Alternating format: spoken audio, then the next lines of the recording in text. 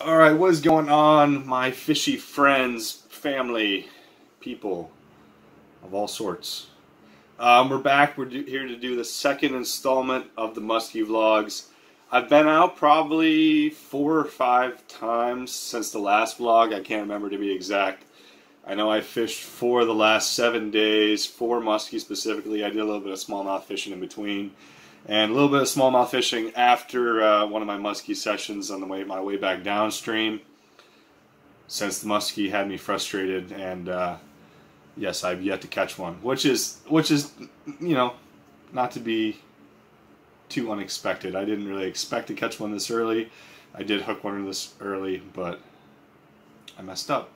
And you know, missing that fish certainly starting to run through my head as the hours, the casts, and the trips start to add up, and start to wonder if maybe, you know, that was my opportunity. You know, I know it was luck. You know, it wasn't really anything I did. It was kind of bombed a cast and a log jam and got a take. So part of me is hoping, you know, to keep going out and you know luck into them. I have been super fortunate that people have reached out to me, you know, without me asking, to offer up some tips and stuff. And to all of you guys that have done that, I really love it. You know, being part of the fishing community is an awesome thing. It can also be super frustrating sometimes. You know, there's of course some bad eggs. And, you know, just when I get down on the sport and like some of the people in it, you know, people like that really bring it back. And, you know, it was awesome. I was like in contact with 3 or 4 different people today who reached out, gave me some tips, gave me some spots, you know, around where I live, you know, on maps, you know, circling like fish here. And so basically, if I can't catch one at this point, you know, it's my own fault. You know, everyone's helped me out, and I know where they are. And from this point, it's just making the casts. So a few updates. So still, my go-to flies are these guys, the single one hooked. See, last time I called them Bufords. I've heard a different name for them, like pig stickers or something like that. I, again, could be completely wrong. This right here, this is definitely my confidence fly. This is what I got that first one to take, and I had them on for a moment. The other patterns, I have some of these big articulated game changers. This one's a brown trout, and the other one's brown and flashy, kind of like this guy. Just like that canvas fly. My big issue with these, you know, I'm sure these catch fish. My big issue with like this is it's a lot harder for me to cast. It doesn't sink as well, which is not designed to sink. So I mean, it does what it does. But personally, you know, I'm a big believer in confidence flies. So I really love the single hook. This one's like black, brown, red, and some brown flash in there for those listening on the podcast. I can't exactly see it. So those are my confidence flies, but as I get better to cast, I'll try to work these into my rotation a little bit more, because you know, this is a great fly, you know, very nicely tied, and it's a brown trout. You know, I love brown trout so much, so I want to catch one on a brown trout, obviously, but hopefully they're not actually eating my beloved brown trout, because that would break my heart. But whatever they put in there is stock fish, normally where I'm fishing. But so for the most part, I've been going out after work, you know, coming home, doing some stuff around the house, and fishing a couple hours before dark. I was fishing a few spots. I've been trying some new spots. We worked nights last night, so I got to fish yesterday morning. Yesterday morning for the first time. I haven't had the opportunity to fish in the mornings other than on weekends. So I fished yesterday morning till about 12:30, something like that. I actually got to fish the base of the dam this time. This first time I fished that. And that's where most of them are supposed to be. They're supposed to be pretty stacked up in there. And I spoke with the WC officer. You know, we work for the same agency. And he said they did pretty well over the weekend. They caught some nice ones out of there. So it's good to hear that they were there. Didn't do me any favors. I didn't catch any. But like I said, it's the cast. I'm just putting in the time, the effort. One of these times, I'm either going to smack one right in the face where they don't have a choice to hit it, or I'm going to find them when they're aggressive and see what happens. You know, I've been talking to my boss, I've been talking to some other friends and stuff, and trying to learn more about these fish. Not just how to catch them, but muskie. This is something I was talking about today with one of my coworkers and friends, fellow fishermen and whatnot. And muskie aren't as aggressive as people necessarily think.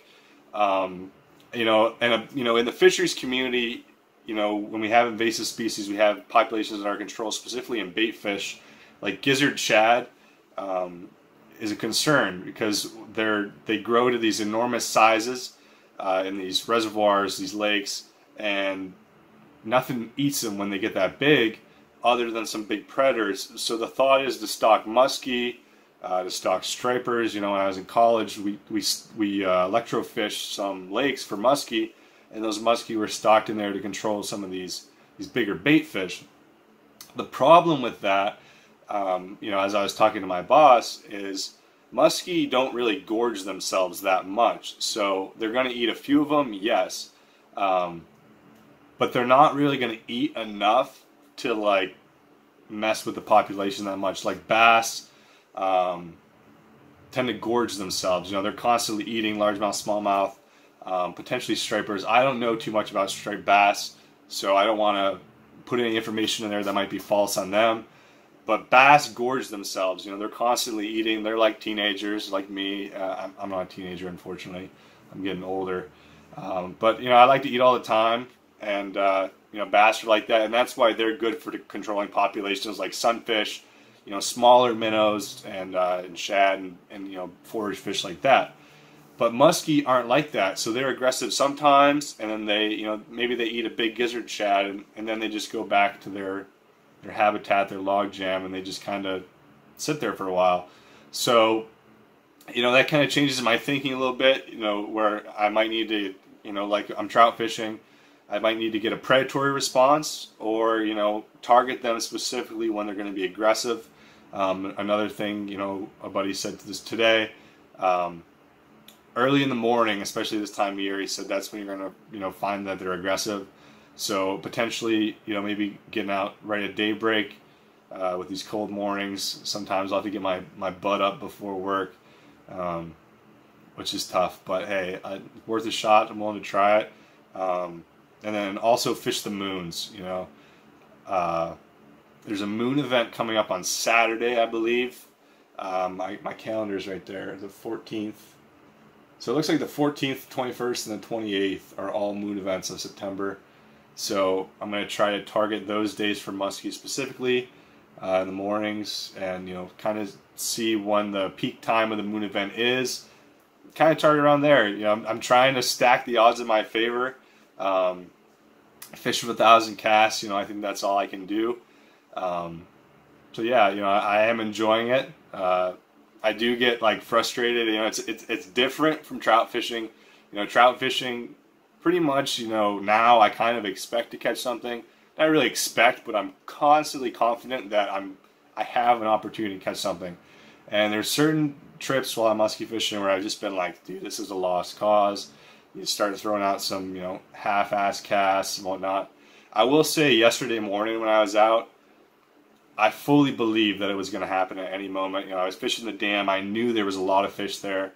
And every cat, like I had to pry myself away from the creek to kind of be like, hey, like you got to go do some other work, get ready for work, take a shower or whatnot. And but every cast I was throwing with confidence, in my mind it was the next cast, one more cast. I got into that rhythm, and that was really fun.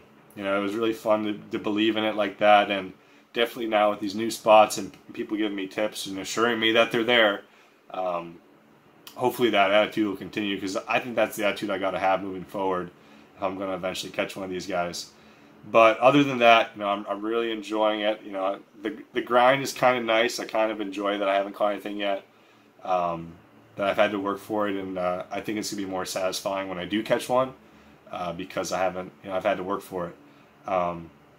But just on top of that, I want to add this for all anglers in general. Don't be a pig when you're fishing.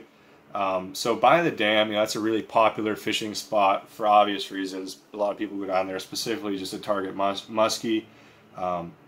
There is line, like fishing line, even fly line. Like, I don't even want to say this is just spin fishermen. This is fly fishermen too. Like, this is an all fisherman problem. There's just line covering on the rocks. And what really pissed me off, I got fired up. I cooled myself down pretty quick, but I kept getting line wrapped around my fly line because I had put some line out.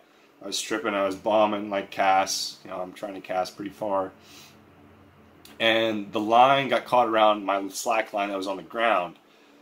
And, you know, it's partially my fault because I was lazy about it. And I put my foot on the line that was down, and I just ripped my fly line. And what I did, I thought I snapped the line, like the monofilament or whatever, fluorocarbon, whatever it was on the ground. And that's how I got free. It turns out I sliced my fly line in half. And like I said, that's partially my bad. That's partially because pigs, like there is one of those recycling fishing things, like those PVC things, like right there. Like it takes 30 seconds to walk over there and put your line away. Like, do that. Like, because like that line was like $70. Now, I get some deals on them, so it was like, I don't know, like $40. But still, $40 is a lot. Like I'm not getting a new one. Like I tied it together, and I'm working with it the way it is. But it is just frustrating. Like, don't be a pig. It doesn't take that much effort. I picked up all the line that was there because I was frustrated by it. I picked it all up, put it in the recycling thing.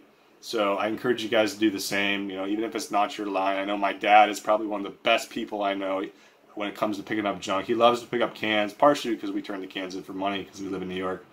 But he picks up the cans. You know, people throw beer cans, monster cans, pop cans, whatever. He picks them up, takes them away from the stream. I encourage you guys to do that. But more importantly, I encourage you not to be a pig. Don't throw your stuff everywhere, blah, blah, blah. Just don't. Leave no trace. You know, protect our fisheries. That's all I got to say. But that's going to do it for the Musky vlog. You know, I appreciate it, guys. Like always, if you have any tips for me, that you're willing to offer, any advice, comment below. I'm willing to take any advice. I don't know a lot about this. I'm doing my best. I'm learning as I go, and I'm enjoying it. But until next time, we'll catch you later.